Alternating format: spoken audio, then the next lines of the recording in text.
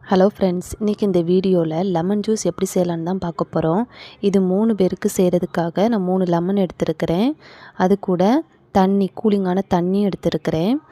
அதுக்கு மேலே போடுறதுக்காக சப்ஜா சீட்ஸு, துளசி விதைகள் எடுத்துருக்கிறேன். அது ஒரு 1.5 டீஸ்பூன் சேர்த்து நார்மல் தண்ணியை அதில் ஊற்றி ஒரு 5 நிமிஷம் ஊற வச்சுக்கிறேன். தண்ணி சேர்த்துட்டு ஒரு ஸ்பூனை வச்சு லைட்டாக கலந்து விட்டுக்கோங்க. கலந்து விட்டுட்டு இதை அப்படியே நகட்டி வச்சுக்கலாம்.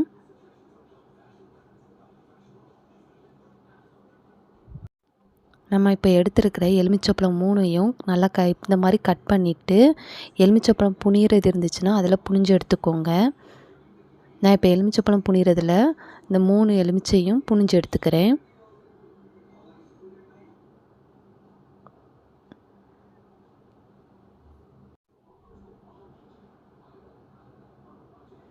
இப்போ புனிஞ்சாச்சு. இப்போ இது செய்கிறதுக்காக நான் ஒரு கப் எடுத்துருக்கிறேன்.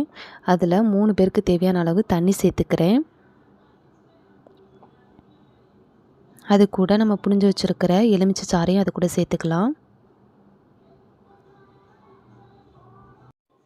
இப்போ இதுக்கு தேவையான அளவு சீனி சேர்த்துக்கோங்க.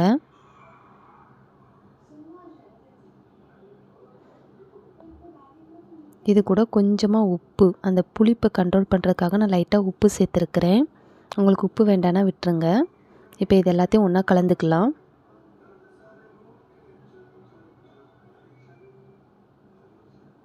இப்போ நம்ம ஊற வச்சிருந்த சப்ஜா சீட்ஸை பாருங்கள், ஊறி வந்திருக்கு. இப்போ இதை நான் ஒரு கிளாஸில் எடுத்துக்கிறேன். உங்களுக்கு எந்த அளவுக்கு சப்ஜா சீட்ஸ் வேணுமோ அந்தளவுக்கு சேர்த்துக்கோங்க. நான் ஒரு கொஞ்சமாக சேர்த்துக்கிறேன்.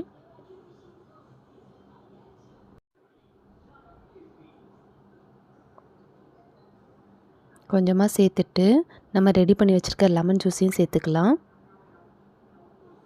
இப்போ நான் இன்னொரு கிளாஸில் ப்ளெயினாக சேர்த்துக்கிறேன். ப்ளெயினாக லெமன் ஜூஸ் மட்டும் எடுத்துக்கிறேன். நான் இப்போது ஒரு இதில் நார்மல் லெமன் ஜூஸ் மட்டும் சேர்த்துக்கிறேன். இப்போ இந்த கூலிங்க்காக 2 இதுலேயுமே ஐஸ் கட்டி சேர்த்துக்கிறேன்.